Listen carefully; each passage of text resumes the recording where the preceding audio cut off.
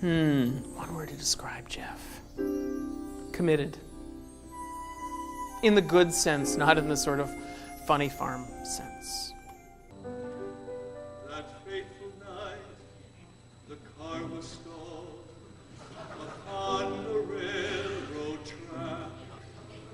I pulled you out and we were safe, but you went running back. Teenage Attitude.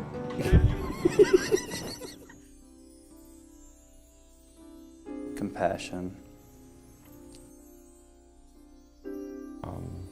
One of the things about Jeff is that he is so giving, and gives and gives and gives, and maybe to a fault sometimes. Jeff has one of the biggest hearts of anybody that I've ever known, and he gives his heart and opens his heart so freely. Jeff had always had a little daydream thing that he wanted to get a bunch of guys together and get tricked out in drag. And this occupies a place of honor in my living room. Jeff is just one of those people that will immediately put you at ease.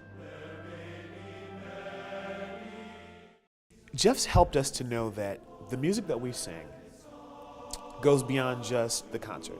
We've been able to give voices to people who normally wouldn't have the courage to speak up for themselves. I write and arrange a lot of music for the chorus.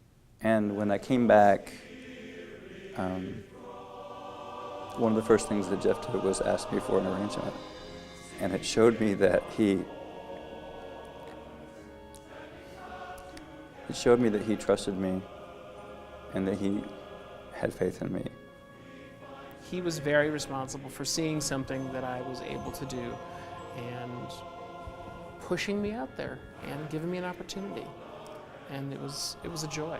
He has challenged us as individual singers and as a group to become better, to strive for more, to sing more complicated pieces, to be willing to take those challenges on, to sing music that we wouldn't normally sing sometimes, and sometimes to tackle issues and topics that we wouldn't feel comfortable singing normally. We did a composition a little while ago called Alexander's House, and we did it to huge acclaim at gala, and for all of our audiences just absolutely loved it. And when we started rehearsing that, I hated it. I just had no interest in singing it whatsoever. And I told Jeff that directly. I said, please don't make us sing this at gala. It's just a horrible piece. And he was very calm, and he just said, just give it a chance. Let's get it on stage and see what you think at the end. Every time we sang that piece at a concert, I cried because I just fell in love with it. He's like a wizard. He's got magic, and he not only knows what good music is, he knows who the people are that he has, and he knows how to put it all together, and he knows the audience is going to eat it all up. He walked up to me, he looked at me, he said, "You owe me." I said, why? What did I do? He said, "I'm going to put you on the front row." I said, "Oh, all right then." So when that event happened, there was a curtain reveal. And that curtain gets revealed, and there I am, dead center, in the middle of the Gay Men's Chorus of Washington, standing on the steps of the Lincoln Memorial, in front of the world. And there still are no words to describe how I felt at that moment, to see not even individual people anymore. It was just like colors and shapes just ebbing and flowing on the National Mall. Just this mass of different shapes and sizes and colors of people who had come together for this event. I didn't know whether to laugh or to cry. I was kind of frozen for a second until we started singing. But if it wasn't for him, I never would have had that opportunity. And on a larger scale, if it wasn't for him leading this chorus, I wouldn't have had the opportunity to be an out and proud gay man of color in Washington, D.C. Jeff took a really good chorus and made it a great chorus. What I've learned from Jeff, I think the most important thing is that doing anything less than my best is absolutely not acceptable.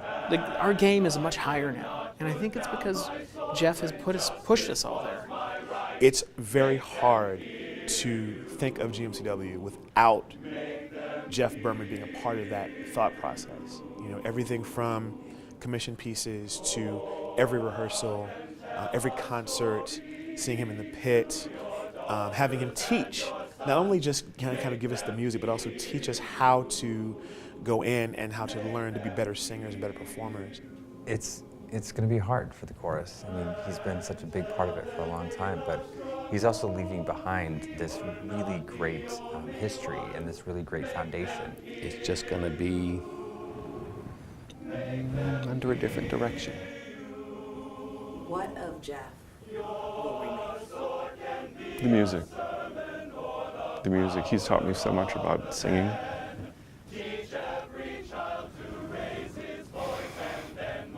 I think what the important thing that we all need to remember is that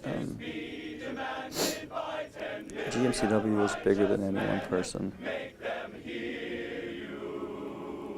And if we as an organization fail because one person leaves, then we're not strong enough. It's a new day. It's a new day.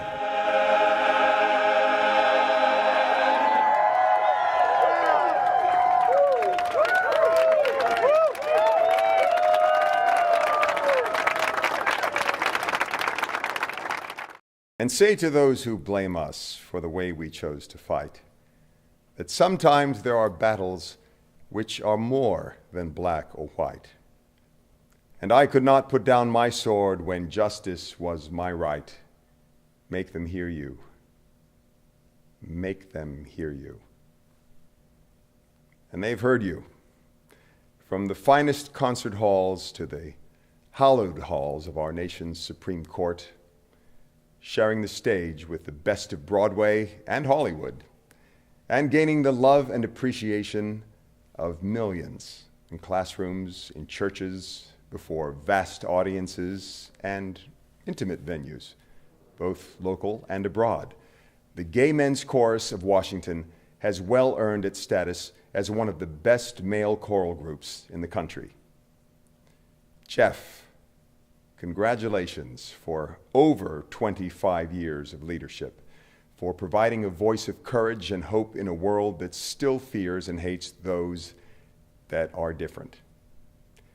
You've built a chorus, a family whose artistic and social influence resonates from the hearts of each of its members to the soul of a nation, still striving to fulfill the promise of liberty and justice for all. And as you begin your next great adventure, you can depart knowing that this house shall stand. Congratulations.